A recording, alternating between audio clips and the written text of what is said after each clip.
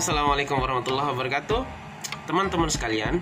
Nah, di video ini teman-teman saya akan menjelaskan secara detail bagaimana cara menginstal Debian dengan VirtualBox. Nah, untuk teman-teman yang belum paham teorinya, nanti insya Allah tak akan jelaskan per step-stepnya.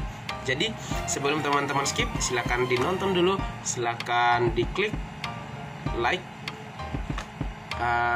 share, and subscribe in this channel. Oke? Sekian, lanjut saja kita ke tutorialnya. Kita sudah berada di depan laptop sekarang. Nah, teman-teman semua, pertama teman-teman harus punya dulu VirtualBox ya teman-teman. Silahkan di-download dulu dan diinstal. Oke? Nah, kita buka dulu VirtualBox-nya. Nah, gini teman-teman, dalam hal belajar itu kita mempunyai yang namanya kesempatan, opportunity ya teman-teman, opportunity dalam hal belajar. Nah, dalam waktu yang kita punya itu kita harus memanfaatkan gitu loh, peluang kita belajar sehingga kita bisa paham akan suatu hal itu. Mungkin sekarang mungkin tidak akan berguna ilmu kita itu teman-teman, tapi suatu saat ilmu itu akan berguna untuk kehidupan kita.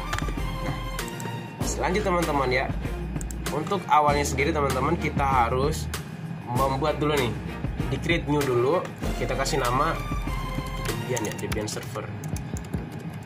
Kita pakai nama Debian server. Nah, di sini teman-teman, untuk yang sebelumnya teman-teman ya, ini ada type-nya teman-teman. Type itu maksudnya tipenya. Tipe sistem operasi itu kayak gimana? Tipenya Linux, Solaris, BSD atau macOS atau Microsoft Windows. Nah, karena kita menginstal Linux, nah jadi kita pilih type Linux. Nah, Linux itu ada berapa versinya teman-teman? Atau distronya, mau yang Fedora, Arch Linux dan sebagainya. Karena sekarang kita memakai Debian, jadi kita milih Debian 64. Nah, oke ya. Nah, kalau di tab memori ini teman-teman, kalau misalnya RAM kita ini 4GB contoh ya, saya ini 4GB RAM-nya. Nah, teman-teman milih juga setengah, maksimal itu setengah dari RAM kita sendiri teman-teman, agar komputer kita nggak stuck nanti. Karena ini cuman proses instalasi, jadi saya cuma pakai 1GB saja, 1024 gitu teman-teman ya. Ini 12, 1024, 2048 untuk 2GB. Itu sebenarnya dalam penghitungan RAM. Nah, ini teman-teman ada untuk create hard disknya teman-teman. Kita mau yang namanya virtual machine ya teman-teman. Virtual machine itu kayak kita punya mesin di dalam mesin teman-teman, atau kita punya Windows di dalam Windows. Nah, kita punya sistem operasi di dalam sistem operasi. Atau contoh, kita punya baju tapi di dalam baju ini punya baju lagi gitu. Jadi double bajunya. Gitu logikanya teman-teman. Nah, kita create virtual hard disk. Nah, di sini nih ada beberapa tipe dari hard disk teman-teman ya. Ada VDI, VHD, PMDK. Nah, biar nggak terlalu pusing teman-teman, kita pilih saja virtual disk image. Nah, ini perbedaannya teman-teman ya. Apa itu dynamically allocated sama fixed allocated. Nah, kalau dynamic allocated itu teman-teman, misalnya kita booking, nih contoh nih kita booking kayak gini ya. Kita booking hard disk. Itu 50GB kita booking. Udah kita booking. Nah, kalau si dynamically allocated ini, dia akan mengalokasikan partisi kita atau size-nya kita itu yang kita udah booking di hard disk yang asli itu secara bertahap sesuai yang kita pakai di virtual mesinnya. Tapi kalau yang fixed allocated, misalnya kita booking 50GB, nah yang di fullkan itu langsung yang ditarik dari hard disk RC kita itu 50GB teman-teman. Oke, yang selanjutnya ini teman-teman ya, ukuran hard disk yang mau kita ambil berapa. Nah, kalau saya biasanya kalau makin CLI itu biasanya yang 20GB saja, 20GB saja, karena kita fokusnya nanti insya Allah untuk membahas konfigurasinya teman. Oke, sudah dibuat. Nah, tinggal sekarang kita buka di settingnya. Nah, kemarin tuh saya juga sudah membahas tentang review dari VirtualBox. Boleh teman-teman lihat di channel YouTube saya. Oke.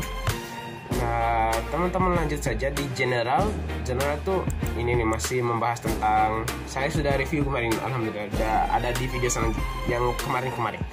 Oke. Di storage kita langsung masukin aja CD-nya. Choose virtual optical disk. Kita masuk ke folder di mana kita menyimpan ISO-nya. ISO dari Debian. Nah, saya simpannya di skills LKS IT Network ISO Debian. Saya pakai Debian Debian 10 yang satu ya, DVD 1. Oke, sudah. Sekarang kita pilih ke tab network. Nah, karena kita akan mengkonekkan antara yang host dengan guestnya itu, jadi kita pakai yang virtual boxnya ini teman-teman ya. Nih, untuk menambahkan seperti ini ada settingannya teman-teman. Nah, kalau penasaran silahkan nanti komen aja di bawah kalau nggak tahu. Nah, tinggal kita al. Oke, kita langsung start teman-teman. Kita start proses penginstalannya.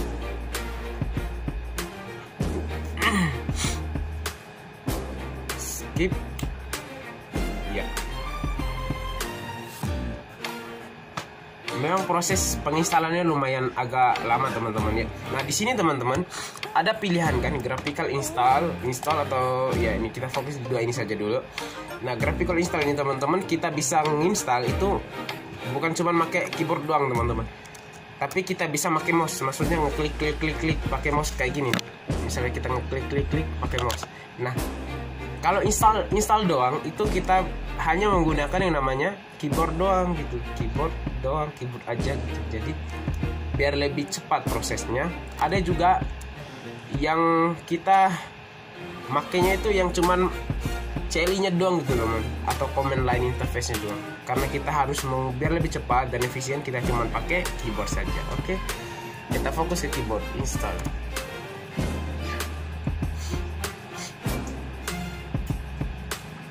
Agak lama,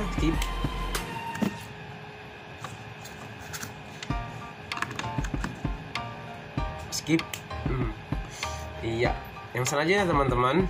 Nah, di sini ada select language teman-teman. Language itu kalau bahasa Indonesianya itu kan bahasa, jadi kita pilih aja. Kalau di komputer saya itu lebih suka pakai bahasa Inggris daripada bahasa Indonesia karena kurang paham. Nah, di select location teman-teman, maksudnya pilih lokasi kita ada di mana. Nah, other kita pilih di Asia karena kita di Asia tinggal di teman, tinggal pilih Indonesia. Nah, kalau local sini teman-teman ini kan ini antara country you have select ini kan preferensi mau lokasi lokalnya. Kita pakai UTF-nya itu karena kita di sini United States saja ya. Nah, configure the keyboard. Ini teman-teman maksudnya kita mau konfigurasi keyboard. Nanti keyboard yang kita ketik itu dalam bahasa apa? Dalam struktur penulisannya apa? Mau kalau yang Arab boleh silakan Arab. Tapi nanti kalau Indonesia nggak ngerti kalau pakai bahasa Arabnya ketik-ketik nanti insya Allah di komputer nggak bakal ngerti juga. Nah, makanya teman-teman kita pilih American English saja. Oke, sekarang kita skip lagi proses teman-teman. Skip.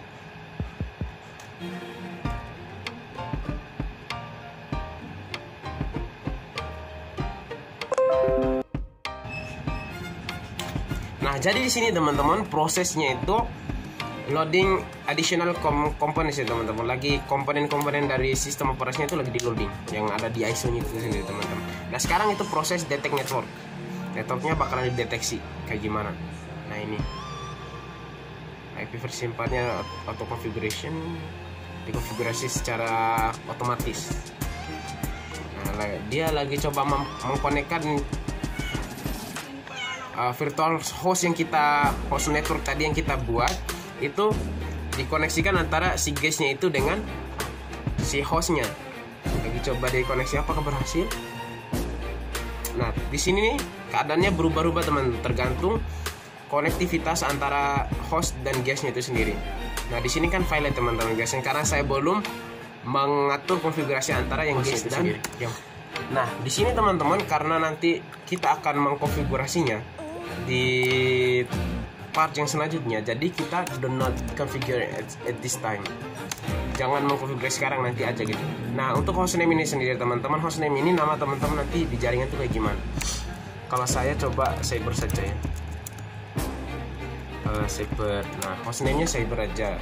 Nah, kalau biasanya password-nya itu satu aja biar simple. Full name Cyber sama Cyber juga. Username for your account sama Cyber. Passwordnya satu aja. Password verifikasi password. Nah, saya ini berada di Nusa Tenggara Barat, jadi saya pilihnya itu sentral ya, karena waktu Indonesia Tengah. Sulawesi, Bali, Nusa Tenggara, of Kalimantan. Ya, nah di sini proses yang paling menentukan dalam hal menginstal Linux. Sama lagi di loading yang komponen, skip saja. Oke, di part kali ini teman-teman, di sini ada lagi kita mau bagi partisinya teman. Kita mau bagi partisi dari virtual hard disk yang kita sudah create tadi. Nah, di sini teman-teman ada gadget use entire hard disk ya teman-teman. Maksudnya dia bakalan otomatis gitu teman-teman yang mengambil part kosong dari hard disk sendiri dan langsung dibuat. Nah, biar kita lebih paham, jadi kita pakai manual saja. Biar kita lebih paham konsepnya kayak gimana. Nah, teman-teman di sini kita sudah punya hard disk, ini diibaratkan kita punya hard disk yang kosong masih baru. Nah, makanya kayak gitu. Tinggal kita enter. Nah, ya saja create empty. Nah, kita di sini akan mendapatkan free space-nya itu 21,5 giga. Nah, pertanyaan tadi kita ambilnya itu cuman 20 gigaan ya, 20 gigaan kita ambil. Kenapa di sini tulisannya 21,5? Silahkan cari tahu ya. Saya nggak bakal kasih tahu biar teman-teman penasaran. Oke, yang selanjutnya kita create new partition teman-teman. Kita create new partition. Nah, kalau dalam Linux itu sendiri teman-teman terdapat partisi sistemnya itu ext4,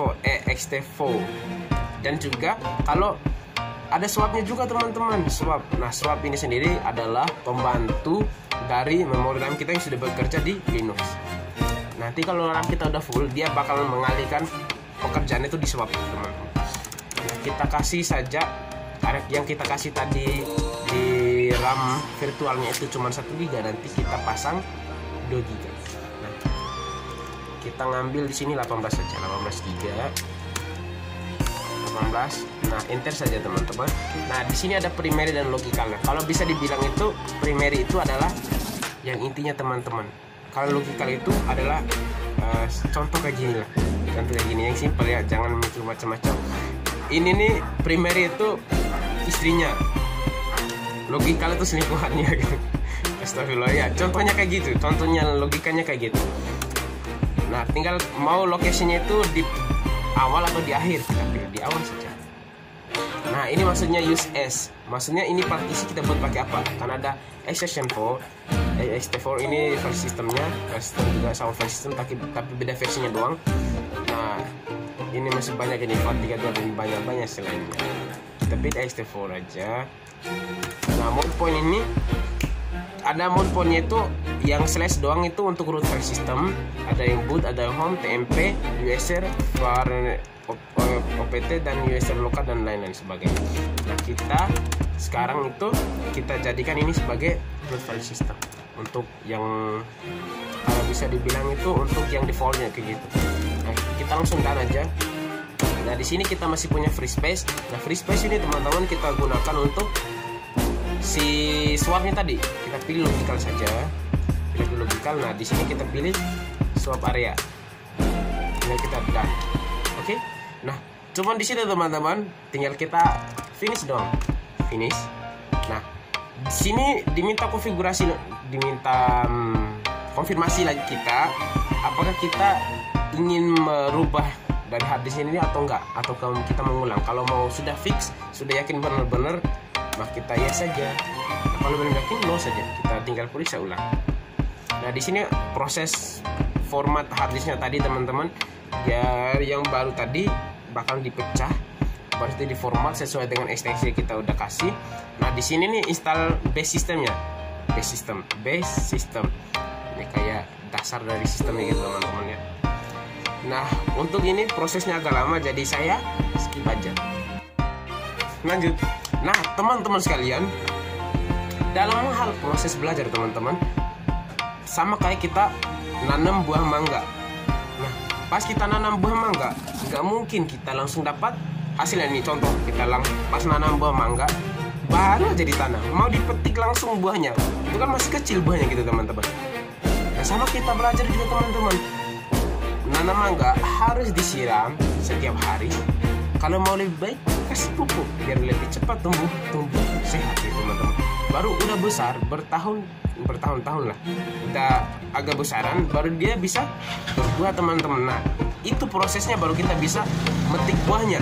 Kalau mau metik buahnya juga, kalau masih muda itu buah itu bakalan kecut rasanya teman-teman. Tapi kalau udah matang, benar-benar matang, itu baru kita petik dan rasanya manis teman-teman. Sama kayak perjuangan kita teman-teman ya, dalam hal belajar. Kita belajar baru beberapa hari kita langsung memetik buahnya, itu nggak mungkin teman-teman. Bertahun-tahun dulu sehingga kita sudah matang, baru kita bisa memetik buah. Contoh seperti ini teman-teman. Kita bisa mengikuti kompetisi karena we are ready for that. Okay? We can speak English very well because we learn it more. Gitu teman-teman ya. Sekilas saja, jadi nggak apa-apa. Oke, jika video ini nanti bermanfaat teman-teman, jangan lupa ya bantu saya dengan subscribe, like, share ke teman-teman yang lain. Teman-teman mendapatkan apa yang teman-teman dapat. Nah, yang di sini teman-teman, di prosesnya yang selanjutnya itu dia minta untuk men-scan another DVD. Tadi kan kita punya 3 DVD, DVD 1, DVD 2 sama DVD 3. Nah, di sini maunya itu kita masukin semua CD-nya tadi.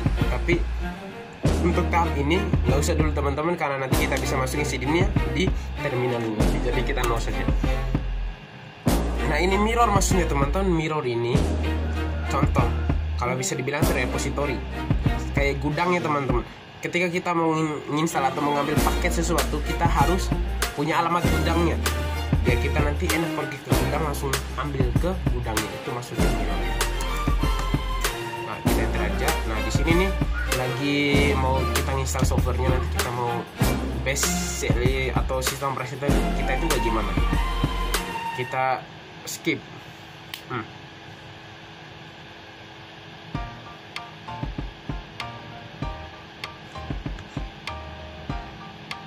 Nah, di bagian ini teman-teman, kita diminta untuk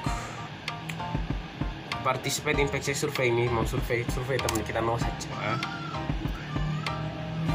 kita bakalan disuruh memilih apa nih, mau install apa nih di sistem operasi ini. Nah teman-teman, karena kita maunya itu berbasis CLI, kita spasi aja di sini teman-teman, hilangkan bintangnya, tinggal geser ke bawah.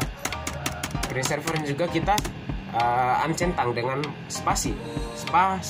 Oke teman-teman, kalau mau pakai yang berbasis desktop atau graphic user interface atau GUI teman-teman bisa centang si Debian ini, Debian desktop environment. Tapi saya nggak mau karena saya mau pakai CLI nanti teman-teman. Ya cuma pakai itu aja. Nah tinggal enter. Nah di sini nih prosesnya lumayan agak lama dikit, jadi kita skip saja. Jadi teman-teman, di sini prosesnya tadi sudah agak rampung teman-teman. Tinggal kita nunggu proses untuk install group loader. Nah group loader ini teman-teman, grup dari bootloader. Bootloader itu contoh kita punya bootloadernya Windows boot. Ini ya bootloader gitu teman. Dan kita punya Linux Linux bootloader. Nah grup loader ini fungsinya untuk menampung dari grup-grup loader yang sistem kita operasi punya gitu. Untuk teman-teman yang belum tahu tentang grup loader, nah kita coba jelaskan. Contoh tahu member itu ibaratkan si bootloader ini sendiri teman. Sedangkan grup itu adalah penampung dari bootloader ini sendiri teman-teman. Dia menampung sehingga sistem operasi yang kita punya atau member itu nggak bakalan pergi kemana-mana, nggak bakalan hilang. Makanya itu fungsi dari grup bootloader. Oke, sekarang kita langsung gas saja. Kita perlu install teman-teman. Kalau kita misalkan punya sistem operasi yang lain, kalau lagi dual boot kita harus menginstal yang namanya grup loader. Nanti salah satu dari sistem operasi kita nggak bakalan kedetek. Nah kita pilih dari teman. Mungkin itu saja video saya kali ini. Nah jika video ini sangat bermanfaat buat teman-teman sekalian, silahkan di share ke teman-teman yang lain. Silahkan klik like, subscribe, don't forget to comment. Jangan lupa untuk komen di bawah jika teman-teman punya pertanyaan yang ingin ditanyakan. Oke, sekian dari saya.